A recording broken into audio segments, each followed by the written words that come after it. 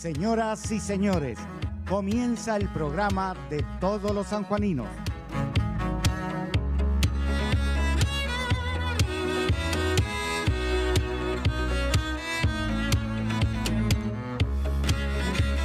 Muy buenas noches a todos, bienvenidos a una nueva edición de La Ventana. Bueno, yo creo que con esta apertura de muchísimas actividades, de muchísimas profesiones, de muchos actos, ya sea hacia favor o en contra del gobierno, vamos a tener etapas de entrada y salida en la pandemia. En esto tenemos que ser claros. A mayor apertura, mayor el virus se mueve y se mueve a través del contacto entre las personas. Es muy posible que en determinado momento tengamos que echar de nuevo marcha atrás. Son las reglas del juego. Esperemos que el mayor tiempo posible sigamos sin mayores inconvenientes. Buenas noches, Juanca. Buenas noches, Juan Carlos. Buenas noches a todos. Buenas noches, Patricia. Buenas noches, Juanca. Hoy en el programa está el jefe de policía y el flamante subjefe de policía, los comisarios generales Luis Martínez y Néstor Marcelo Álvarez. Hay muchos temas para hablar, pero aparte la presentación en la sociedad como subjefe, si bien tiene una larga carrera en la fuerza de Néstor Marcelo Álvarez. Hay cuestiones que tienen que ver con qué pasa con muchos robos que se ven con entregadores, qué es lo que está pasando en donde parece que hay algunas banditas que están con mucho trabajo después que al principio de la pandemia venía todo mucho más tranquilo.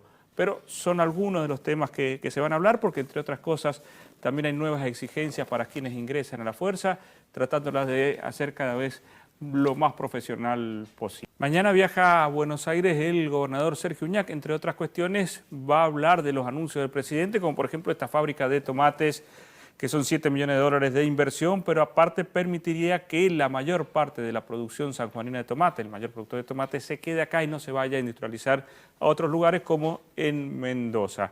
Pero aparte, el gobernador se refirió que se están haciendo todos los estudios correspondientes por parte de epidemiología y los contactos con Buenos Aires para determinar si hay circulación viral o no, que es una cuestión técnica, no es una decisión política, esto es una cuestión de especialistas que son los que tienen que discutir el tema, Patricia. Exactamente, y en otro orden vamos a destacar que estuvimos dialogando con el titular del Instituto Provincial de la Vivienda y nos dio una noticia buena y una mala. La buena, este próximo 30 de septiembre se va a entregar el barrio de Luz y Fuerza en el departamento Rawson y el 7 de octubre hay 90 viviendas que se entregan en el departamento 9 de julio. La mala, y se actualizó el monto de las cuotas del IPB, por lo cual van a haber una pequeña modificación en la cuota que piden solidariamente que se pague porque es para la construcción de más viviendas. Fue operado el expresidente Mauricio Macri de un pólipo en el intestino grueso. A través de estudios que se había realizado se lo detectaron, era un tumor benigno, supuestamente mañana ya le darían el alta correspondiente. Patricia, están haciendo testeos en la peatonal. Exactamente, vamos a recordar que en horario desglosado desde las 8:30 de la mañana hasta las 13 y desde las 17 hasta las 19, personal de salud pública acompañado por también integrantes de la Secretaría de Deportes han montado campamentos y están testeando, haciendo test rápidos a las personas que se quieran acercar por allí o que vayan por el centro y quieren sacarse la duda en qué condiciones de salud están, podrán hacerlo. Les lleva una gotita de sangre y unos 10-15 minutos que le den el resultado. Si da que el virus tiene usted o alguna carga viral que hace presumir ¿Puede ser un virus, un resfrío? Puede ser también. No quiere decir que sea positivo de COVID. Pero ahí le digo lo que hacemos. Si usted tiene esto, va a pasar a otro sector ahí en la peatonal que le van a hacer directamente el hisopado. Que le va a dar precisión. Exactamente. Eso, si le da positivo, inmediatamente se lo va a trasladar a su vivienda por parte de una movilidad que ha dispuesto Salud Pública. Le van a dar una serie de indicaciones y tendrá que hacer el aislamiento preventivo hasta que pase la enfermedad. La inflación de agosto, según el índice de precio del consumidor que mide la provincia de San Juan, fue del 2,4%. Acá, bebidas alcohólicas y alimentos, el 3,7%. Hay cuestiones como educación, comunicación que casi no tienen variación. Y los bienes registraron el 2,9% de aumento, mientras que los servicios el 1% de aumento de agosto con respecto al mes anterior. Vamos con Mario Castro. buenas noticias para los clubes de la liga profesional. AFA habilitó a realizar partidos amistosos a partir de este jueves. Y ya varias de esas instituciones están armando esos partidos amistosos. También para la Primera Nacional. Y las categorías de ascenso son habilitadas para comenzar a entrenar. ¿Qué pasa con San Martín? Mire, está trabajando, está entrenando. No pasa absolutamente nada, ni con Desamparados ni con Peñarol. ¿Por qué? Porque no tienen técnicos en este momento. Y como recién van a arrancar, posiblemente después de la segunda quincena de noviembre, todavía no hay preocupación por parte de la dirigencia de estas dos instituciones en buscar cuerpos técnicos. Lo más concreto es que ahora sí ya se pueden realizar los partidos amistosos. Vamos a ver si San Martín programa alguno, teniendo en cuenta que San Martín está muy próximo para arrancar y competir por la posibilidad de uno de los dos ascensos de la Primera Nacional. Está discutiendo en el Comité COVID la vuelta de algunas actividades. Por ejemplo, se habla que a partir del 26 ya estaría habilitado el turismo interno. Esto permitiría un mayor movimiento, por un lado con la preocupación, porque hay departamentos que no tienen ningún caso, pero por otro lado la necesidad económica de que vuelva el turismo. Y también se habla, y esto lo dijo el gobernador Uñac, la posibilidad que en vez de 14 días de estadía en hotel, quien venga desde afuera de San Juan, que eso se acorte, no se sabe si son 7, 10 días, esto lo van a determinar los especialistas. Esto ya lo han hecho otros países, por ejemplo Francia considera que entre el tercer y el quinto día es la gran carga viral para contagiar. Después baja tanto que incluso se hace imperceptible y que es muy raro que se contagie después de los 7 días. Son los temas que se están estudiando para tomar decisiones de este tipo. Volvemos con Mario Castro y las selecciones latinoamericanas. Con la confirmación de los días y horarios por parte de Conmebol de las eliminatorias sudamericanas, ya está entonces FIFA indicando y conminando a los equipos europeos a que deben ceder los jugadores para las eliminatorias a los equipos sudamericanos. El día 8 arranca la participación de Argentina. Va a ser en la Bombonera a partir de la hora 21, enfrentando a la selección de Ecuador. Posteriormente, el día 13, tiene que viajar a Bolivia. Ese partido va a ser a las 5 de la tarde. Después hay una nueva fecha. La tercera se va a jugar el 7 de noviembre. Allí Argentina va a recibir a Paraguay y todavía no está dictaminado en qué cancha se va a jugar. Posteriormente va a enfrentar, y tiene que viajar a Perú, para enfrentar al equipo del Tigre Gareca. Eso será el día 12. Pero además se confirmó también que el día 3 estará la concentración y la burbuja que va a hacer Scaloni con 35 jugadores para tratar de formar y pensar en el equipo del debut. Todo esto será en el predio de Ezeiza. Argentina comienza a caminar y pensar en Qatar en el próximo Mundial. Ustedes saben que este año la oferta educativa es a través de la web del Ministerio de Educación. Ha creado una página para que ahí pueda verse las carreras de la Universidad de San Juan y la Católica.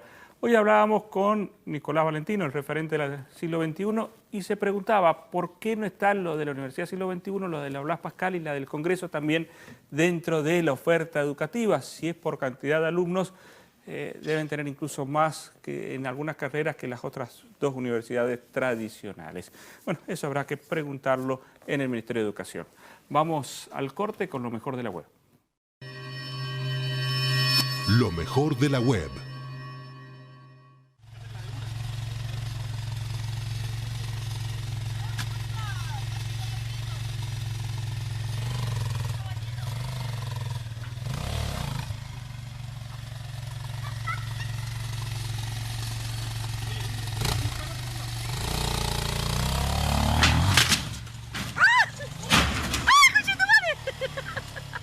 Cumplen años hoy Federico Russo, Valeria Sánchez, Rita Fernández, la docente Celina Maturano, Estefanía Nacuzzi, María Cornejo, Mónica Vallejo, Claudia Lonsalles, María Pintos, Federico Roca, el músico Jorge Rodrigo Moreno, la arquitecta Karina Lenzano, el enólogo Carlos Bataller, Leonardo Pantano y el profesor de música Gabriel Fernández. Buenas noches, Luciano. Vamos a ver qué pasó un día como hoy. Buenas noches, Juan Carlos. Desde la sede de la Fundación Bataller les informo las efemérides del día de hoy. El 22 de septiembre de 1829 muere en la Acción del Pilar, provincia de Mendoza, Francisco Narciso Laprida, diputado de San Juan y presidente del Congreso de Tucumán el 9 de julio de 1816. En el año 1875 se inaugura la comunicación telegráfica en la Argentina. En el año 1928, Alexander Fleming descubre la penicilina. Hoy conmemoramos el Día Mundial Sin Automóvil y el Día Internacional del Mimo. Eso es todo desde la Fundación Bataller. Adelante, estudio. Estamos ahora con el jefe de policía, el comisario general retirado Luis Martínez, y con el flamante subjefe de policía, Néstor Marcelo Álvarez. Jefe, ¿por qué no nos presenta primero al nuevo integrante de la jefatura? Bueno, en la fecha se ha materializado formalmente la sucesión en el cargo de subjefe que ostentaba el comisario general Carlos Alfredo Castillo, y la función y la designación ha recaído en el comisario general Néstor Marcelo Álvarez, de una importante trayectoria en la institución. Ha trabajado en unidades de orden público, que son las comisarías, en unidades operativas y también en la faz administrativa, en la antigua Asuntos Internos, y también colaboró en la Subsecretaría de Inspección y Control de Gestión. Para entender un poco, la policía tiene el jefe de policía, que es un cargo político. Sí. En su caso usted es policía, pero podría ser alguien civil. Civil, exacto. Y el subjefe de policía vendría a ser el máximo cargo de la carrera policial. Es designado también por el Poder Ejecutivo de la provincia a instancias de la Secretaría de Estado de Seguridad, y corresponde a un comisario general que haya transcurrido su carrera efectiva en la institución. Dentro de esto, obviamente, que va a producir cambios por una cuestión lógica generacional. Es decir, me imagino que en los próximos días va a empezar a haber novedades en la plana mayor. Sí, y es importante el término de generacional y por promociones. Esta gestión de gobierno ha permitido que la institución policial se vaya renovando en los cargos de mayor jerarquía, casualmente de esa forma, por promociones, por generaciones, y eso es muy importante porque, sumado a toda la estructura jerárquica de la institución y tal cual se viene trabajando, ha destacado principalmente la certeza en una proyección de la carrera, tanto en la carrera de suboficiales como en la carrera de oficiales. En este caso, en la carrera de oficiales, que la mayor jerarquía es la de comisario general, y entre esa jerarquía se elige, y para ser designado como subjefe, al que propone el Estado superior de la cartera de seguridad, cuál es la Secretaría de Estado de Seguridad. Y en este caso la designación ha recaído en Néstor Marcelo Álvarez. Entre sus iguales, una promoción muy completa, muy profesional, porque la mayoría de los integrantes de la promoción a la cual pertenece Néstor, la mayoría son licenciados en seguridad, cuya carrera la han cursado en la Universidad Católica. Esto es en base a un convenio marco que se generó entre el gobierno de la provincia y la Universidad Católica en el año 2012. La cursaron ya estando en la fuerza, digamos. Ya, exacto, eso quiero destacar. Ya siendo oficiales, subcomisarios, comisarios, fueron designados para cursar la carrera de seguridad y, bueno, satisfactoriamente obtuvieron el título de licenciado en seguridad. Néstor ya cursó todas las materias, le queda la tesis, al igual que sus colegas, y eso es muy importante para una institución como la nuestra. ¿Sería la primera vez que el subjefe tenga un título de licenciado en seguridad? Sí, es la primera vez, conforme a esa proyección de tiempo desde el 2012 en que se genera este convenio marco donde les da la posibilidad a los miembros de la institución a cursar en la Universidad Católica. ¿Qué es lo que le puede aportar usted a la fuerza desde la jefatura, ser su jefe de policía? Bueno, primero buenas noches, gracias por la invitación. Sobre todo continuar con la tarea que venía realizando el anterior subjefe, Carlos Castillo, a los efectos de cumplimentar y dar cumplimiento a todo lo que es el lineamiento referido a las políticas públicas en seguridad, que la Secretaría de Estado de Seguridad ya viene impartiendo. Aportar mi capacidad, mi experiencia, mi energía y mi trabajo a esta institución, como ya lo he venido haciendo desde hace un tiempo a la fecha. Usted vendría a ser parte de la transición entre la policía, que no se formaba universitariamente, sino que era más allá de la escuela de policía, policías de calle, y la policía que se ha formado casi exclusivamente en los claustros universitarios, que tiene cosas buenas y cosas que quizás haya que pasarle de la anterior policía. Pero usted vendría a hacer una transición entre esas dos fuerzas. Una transición y un complemento, también lo llamaría, porque nosotros, mi camada, nos iniciamos con el viejo plan de estudio policial. Nosotros tuvimos 3 años internos en la escuela de policía. Y después de transcurrido un tiempo en nuestra carrera, se nos dio la oportunidad de transitar por la carrera de licenciado en la Universidad Católica. Así que eso venía a ser un complemento de lo anterior, como usted dice, con lo ahora lo nuevo, y ha sido muy importante. Pero pues además tiene calle, digamos, o sea, una persona que ha sumado la experiencia de la calle. Exactamente. Estaba en el D3 ahora. En mi último destino ha sido el D3. Desde agosto del año pasado, le comentaba al señor jefe que veníamos con toda la tarea, lo que es referente al D3, de eventos deportivos, Fiesta del Sol, la Vuelta a San Juan, Superbike, y bueno, nos tocó a partir de marzo el tema de la pandemia. Y de ahí hasta el día de la fecha, con esa tarea no hemos parado. Hemos tratado de cumplir y hacer cumplir todos los protocolos, los controles vehiculares en los corredores seguros. Hemos recorrido por innumerables departamentos las rutas clandestinas, como le llamamos. Así que hemos hecho una ardua tarea y muy importante. Comisario, es importante, muy importante, pasar por la universidad. Pasar por la universidad da un roce principalmente académico que es fundamental. Pero por lo que me dicen, hay jóvenes policías que les falta también lo que daba la escuela de policía, en la calle. Es decir, las charlas con los viejos policías en donde les van indicando las cosas para tener en cuenta, el timing para manejar las cosas. Es decir, es muy bueno tener la parte universitaria, pero la calle también. ¿Qué es lo que se puede ir haciendo para que no se saque una cosa con la otra?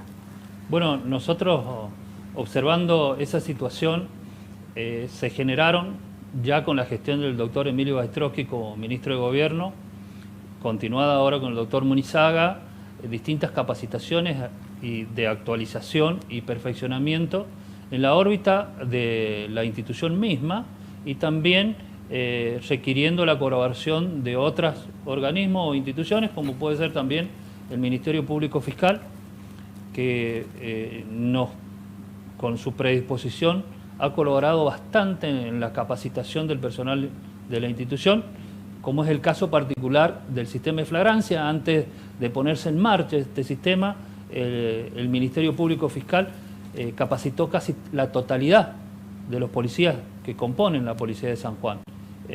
Y que han tenido una convivencia bastante buena. Había gente que dudaba, que decía fiscales y policías juntos va a ser choque, y bastante bien. Muy bien. Los ayudantes fiscales y los fiscales están en el terreno junto con el personal policial y trabajando bajo las directivas de ellos. La tarea es más llevadera, es más fácil, nos sentimos respaldados y eso es muy importante porque toda esa tarea, tanto de la justicia como de la policía, repercute sin lugar a dudas en la seguridad pública.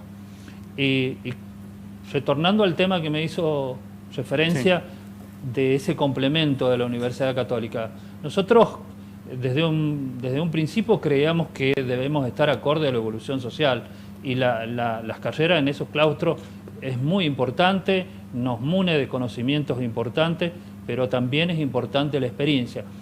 Y creyendo de esa forma, a través de las capacitaciones en distintos circunstancias se ha ido plasmando. Esta época de la pandemia, sin lugar a dudas, nos ha parado un poquito, pero hemos hecho un sinnúmero de capacitaciones intrainstitucionales, pero también con la predisposición y la autorización del gobierno provincial.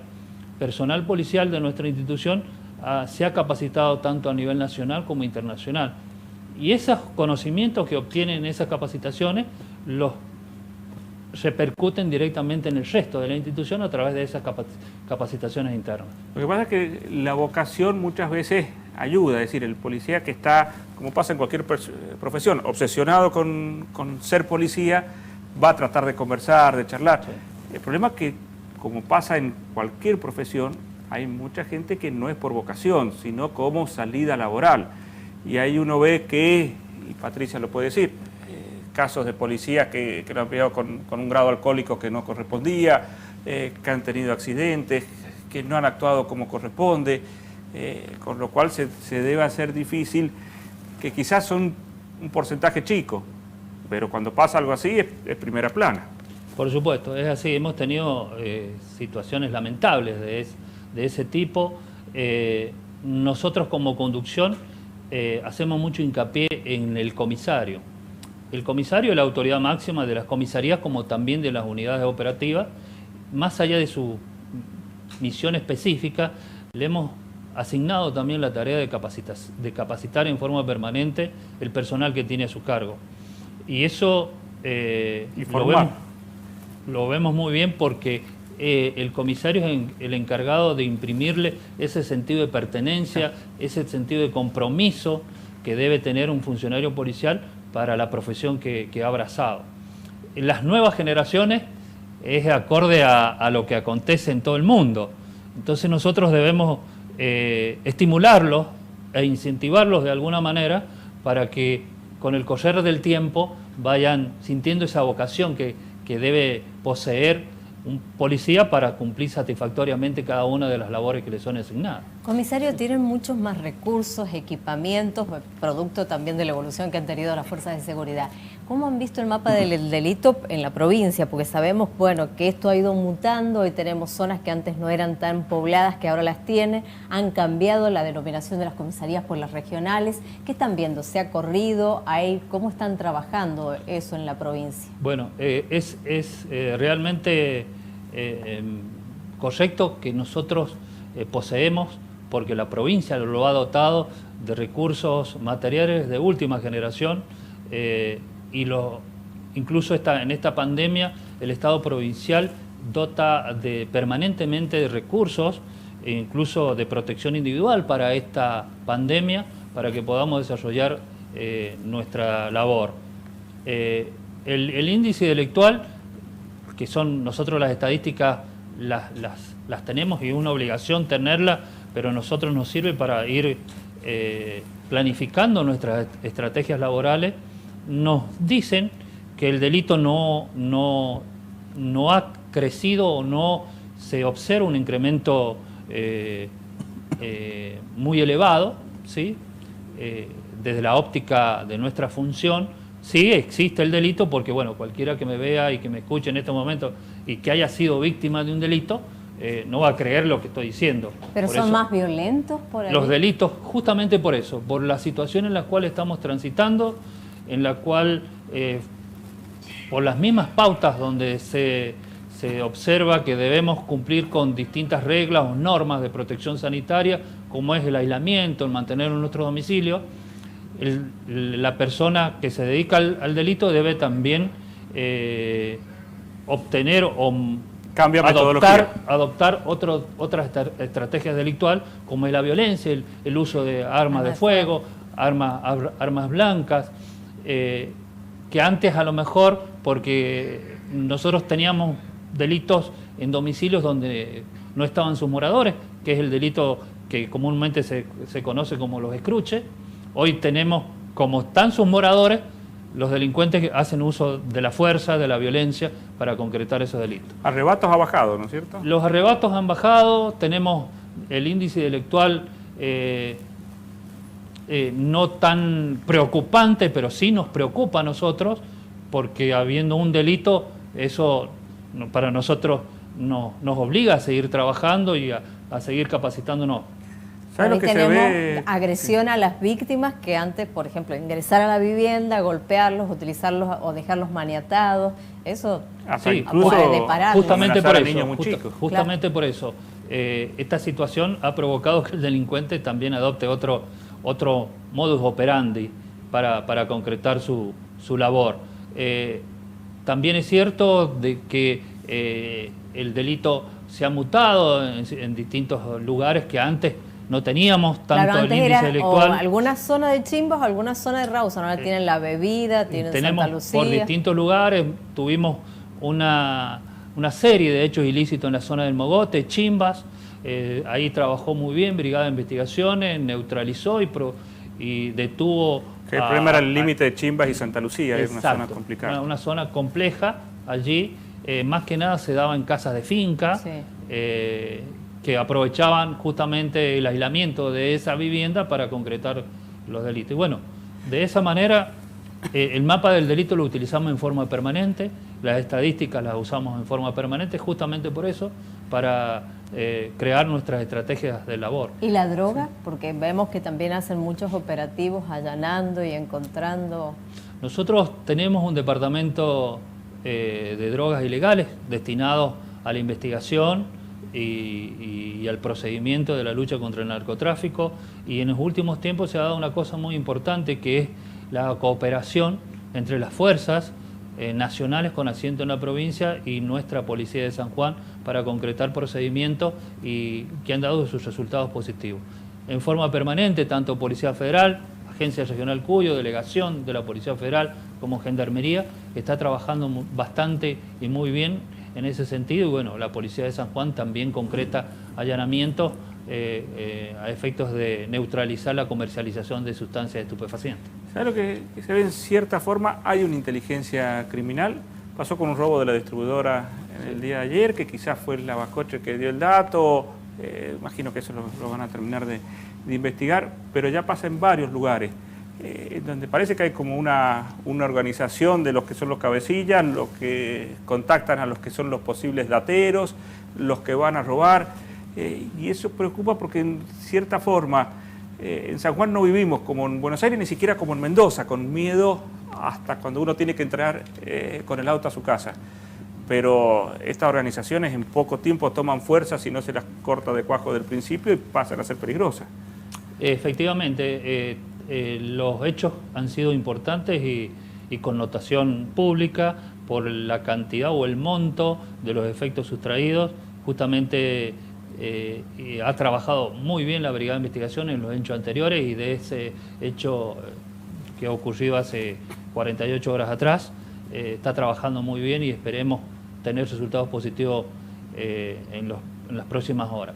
Es cierto, hay una inteligencia, no sé si en organización, en una organización determinada, pero sí hay momentos en los cuales la policía supone que la información por algún lado es analizada y la fluidez de los datos la obtienen estas organizaciones para concretar estos hechos. Nosotros trabajamos en base a cada hecho particular, pero no descartamos la generalidad. Se hace un análisis delictual y de allí, en caso de existir información certera, se interactúa con el juzgado de turno para llevar a cabo un procedimiento de ese tipo. Lo que se ve también es una pérdida de miedo de ir preso, porque con flagrancia lo que se ha logrado es que sea más fácil que el delincuente al segundo, tercer, cuarto hecho es atrapado en flagrante y no tiene mucha escapatoria.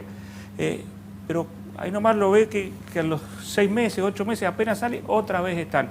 Es decir, como que la libertad no es un bien valorado. Y pasar ahí a que la vida tampoco sea un bien valorado por mucha gente es complicado, por los niveles de violencia y todo, pero como que no tienen miedo de ir a la cárcel. Sí, hay situaciones en las cuales un individuo cuenta con un frondoso prontuario y a veces le conviene estar en el servicio penitenciario alojado que estar en libertad o ejercer algún tipo de labor legal. el sistema de flagrancia ha arrojado situaciones de este tipo. Antes un individuo contaba en su haber delictual 25 entradas podía tener. Exacto, varias causas delictuales, tanto judiciales como policiales, y no tenía una condena. Hoy con el sistema de flagrancia eso se ha descartado, inmediatamente con ese antecedente directamente es condenado, y bueno, y se aplica el procedimiento actual para que sea trasladado al servicio penitenciario. ¿Cómo le dan seguridad, Álvarez, al policía? Porque siempre se habló que hasta las prácticas de tiro tenían que ser con sus propias armas, que los chalecos muchos estaban vencidos, que las armas no tenían mucha seguridad. ¿Cuál es la realidad hoy? No, la realidad hoy es totalmente distinta. De hace un tiempo a la fecha, gracias a las gestiones de Jefatura de Policía y a la predisposición del gobierno provincial, nosotros contamos actualmente con una importante dotación de chalecos que no están vencidos, conforme usted lo decía, sino que están en condiciones de perfecto uso, anatómicos, tanto para hombre como para mujer. Y en cuanto al armamento policial, totalmente nuevo, todo el personal se le ha renovado el armamento, y no tiene que comprar municiones, se realizan prácticas de tiro. Lógicamente ahora, por este tiempo de pandemia, es un poco más complicado llevarlo a cabo, pero se vienen haciendo anualmente o semestralmente de acuerdo a la disponibilidad del tiempo y del servicio que tenemos que cumplir.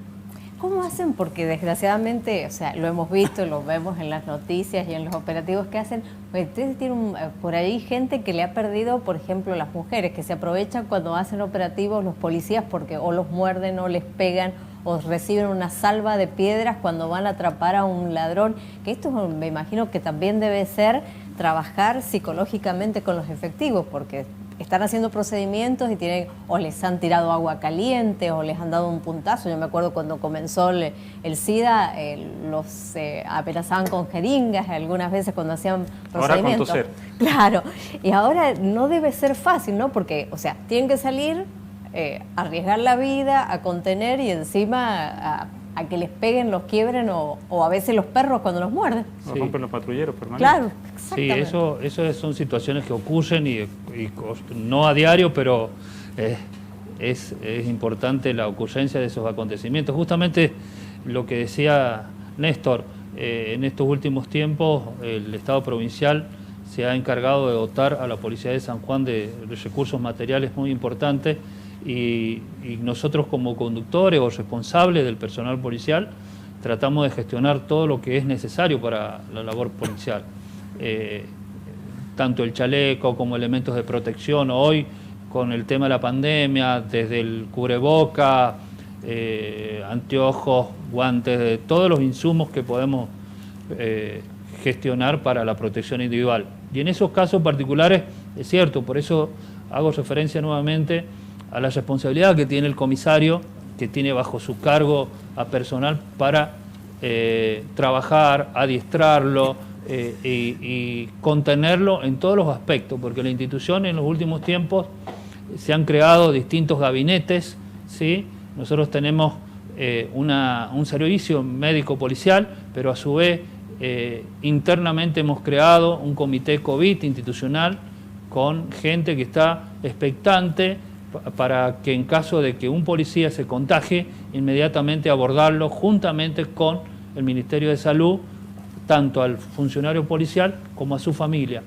Entonces, estamos atentos, prestos y justamente con los recursos. Pero y la otra parte, porque además eso es salud, pero por ejemplo, psicológicamente, ustedes tienen acá delincuentes que son, digamos, Exacto. pesados y que estos policías tienen familia, que aparte los delincuentes a veces los amenazan, le dicen, yo sé dónde vivís, tu hija sale a tal hora, que eso es verdad y pasa. Y le tienen que dar una contención porque esa gente sale a la calle, no está en la casa y son las horas que cualquiera puede... Justamente eso, los gabinetes psicológicos que también cuentan con la policía es para abordar a los policías que han sido víctimas o están en esas situaciones. Es muy importante para nosotros esta estructura que estamos conformando y es acorde a la evolución social, acorde porque los dos casi tenemos 30 años, bueno, casi de él 30, yo tengo un poco más de servicio, y la sociedad nos nos invita a estar a la altura de las circunstancias. Entonces, esa conformación de gabinete es justamente eso, para la contención del funcionario policial en el ejercicio de la labor policial. Hago la última pregunta, como es muy política, ¿me la contesta o no? ¿No es hora que, después de tantos meses de aislamiento, se dedique más personal de la fuerza al delito y menos a controlar la sociedad? Que la sociedad ya tenemos que aprender nosotros y no tantos policías dedicados al control y sino a las cosas principales, que es la seguridad. Yo creo que lo principal en este aspecto es la salud. La salud es fundamental, la salud es la que nos da la vida. Pero no obstante ello, la Policía de San Juan no ha descuidado en ningún momento la tarea propia y ordinaria que le compete, que es la de prevención y seguridad, la del cuidado de la vida de las personas y de los bienes de esas personas. Pero reitero, lo principal para la humanidad hoy por hoy creo que es la salud. Muchas gracias por acompañarnos, comisario Álvarez, comisario Martínez. Gracias. Vamos con Juan Carlos. El comentario del día. La UNESCO dijo en el mes de abril que había unos 1.600 millones de chicos y jóvenes de más de 180 países que habían dejado de ir a escuelas y colegios. Para principios de junio, más de 20 países habían reabierto al menos algunos niveles escolares, mientras otros nunca los habían cerrado. Hubo casos donde los brotes se hicieron sentir pronto, como Francia, que abrió 40.000 escuelas y tuvo que cerrar 70 en su primera semana. Entre los que abrieron y luego cerraron estuvieron algunas escuelas de San Juan. Bien, yo no soy un experto en educación y este es un tema que merece la máxima seriedad en su tratamiento. Pero sí puedo advertir como periodista que lo que se perdió es la esencia de la experiencia escolar, que se caracteriza por un encuentro entre pares y con adultos que no forman parte de la familia. El aislamiento es todo lo contrario y los daños de la trayectoria individual de cada chico son aún difíciles de medir. En 2 años habrá estudiantes que quizás recuperen el contenido que no pudieron incorporar y habrá otros chicos que lo perdieron todo. Recuperar los contenidos no es difícil para quien no perdió su condición de alumno, de aprendiente, de estudiante o como se lo quiera denominar. El problema es el chico que hoy ya perdió esa condición. Ya hay algunas evidencias. Especialistas en educación dicen que en nuestro país, y pese al esfuerzo de algunos directivos y docentes, hay alrededor de 1 millón de alumnos que no tuvieron ningún tipo de contacto con la escuela en todos estos meses. Que no solo no tuvieron las clases presenciales, sino tampoco contaron con internet, computadoras, comodidades en sus casas, ni padres que les inculcaran los valores de la educación. Y en esos casos, sí, los daños provocados pueden ser irreparables. Por más que algunas autoridades discutan si el año está perdido o no, los contenidos se recuperan. La condición de estudiantes, no. Estamos en comunicación ahora con Alina Almazán. ¿Qué tal, Alina? ¿Cómo le va? ¿Cómo le va, Alina? Estamos en comunicación con Alina Almazán, que es la secretaria de Planificación de Salud Pública. ¿Cómo le va? ¿Cómo anda? Buenas noches, ¿cómo están todos? Bien, muy bien. Queríamos muy concreto preguntarle cuál es el motivo, cuál es la decisión desde Salud Pública de testear en la peatonal y hasta ahora qué resultados habían obtenido. Bien, bueno, este testeo que se organizó hoy en la peatonal es una parte de la estrategia que estamos llevando a cabo con la búsqueda de casos sintomáticos, especialmente los casos sintomáticos leves o las personas asintomáticas, como así también toda persona que se predisponga para poder hacerse el testeo. El objetivo fundamental que tenemos planteado es detectar oportunamente los casos con pocos síntomas o asintomáticos que puedan haber y puedan originar contagio, este contagio se va a ver, va a afectar con mayor frecuencia y con mayor gravedad a los adultos mayores. Entonces, por eso, la idea de realizar testeos e hisopado en la peatonal a la comunidad general como una estrategia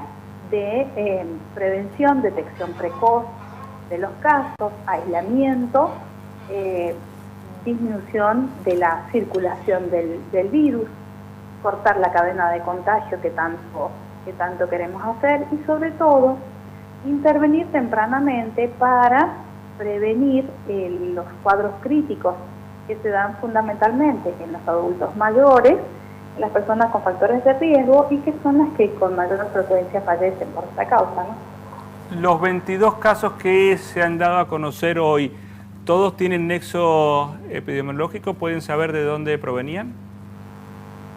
Está en investigación epidemiológica. Esto es una investigación bastante exhaustiva que lleva a cabo la División de Epidemiología y que lleva su tiempo. Hasta este momento hemos evaluado que la mayoría son contactos, por lo tanto tendrían el nexo. Pero bueno, están en este momento en la investigación epidemiológica de cada uno de los casos positivos que se dan en el día, evaluando por qué llegaron al hisopado, contactos estrechos de quién, de dónde venía, de qué conglomerado venía ese nexo. Es una investigación bastante exhaustiva y lleva su tiempo de realizar. Doctora, tenían numerosas personas en asistencia respiratoria mecánica en estado crítico. ¿Cómo están? ¿Sus condiciones estables? ¿Han evolucionado? Lo que le pregunta Patricia principalmente es algo que preocupa en todo el país, que es la ocupación de las camas de terapia intensiva, principalmente con respiradores y con personas que pasan ya a tener un estado preocupante, un estado más crítico. ¿Cómo es la situación hoy? Bueno, en este momento en nuestra provincia tenemos un total de 79 internados, de los cuales 16 se encuentran en las unidades de terapia intensiva, es decir, están ocupando camas críticas en este momento, y de esos 16, 7 se encuentran en asistencia respiratoria mecánica, lo cual nos lleva a analizar que tenemos una situación epidemiológica y sanitaria hasta el momento controlada desde el punto de vista de la disponibilidad de los recursos con los que contamos, ¿no? Perfecto. Muchas gracias por la comunicación, doctora. Muy amable. Gracias a ustedes. Ahí estábamos en comunicación con Alina Almazán, la secretaria de Planificación de Salud Pública. Vamos al corte. En el próximo bloque, concurso de intérpretes.